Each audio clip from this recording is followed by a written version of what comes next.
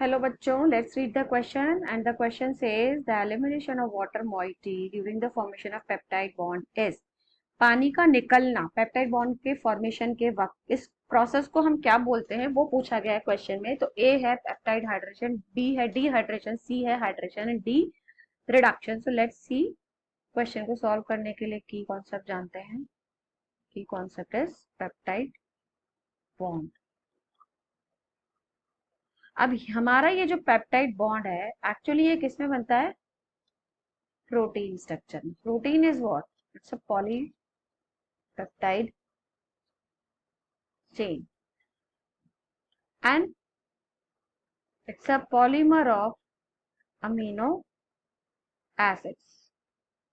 तो that means आपके कह सकते हैं प्रोटीन का जो मोनोमर यूनिट है वो क्या है? Amino acids. अमीनो एसिड का अगर हम स्ट्रक्चर देखें तो इसका स्ट्रक्चर कुछ इस टाइप का हो गया, हैविंग COOH ग्रुप R1।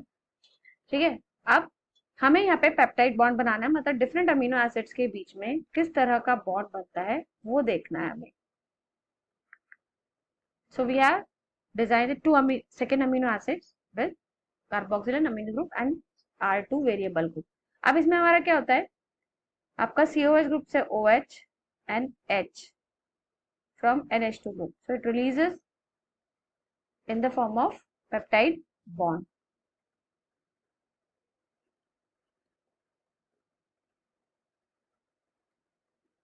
तो ये जो बॉन्ड बन रहा है आपका, this is R2 and this is R1, ये पेप्टाइड बॉन्ड कहलाता है which is of amide linkage.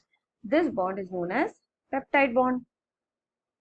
इसको हम पेप्टाइड बॉन्ड कहेंगे and it is of amide linkage. ये अमाइड लिंकेज है क्योंकि अमाइड बन रहा है ना, CONH group is amide group.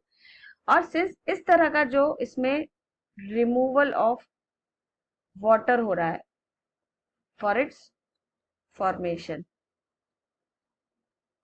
जब भी कोई बॉन्ड बनता है, formation of any bond with release of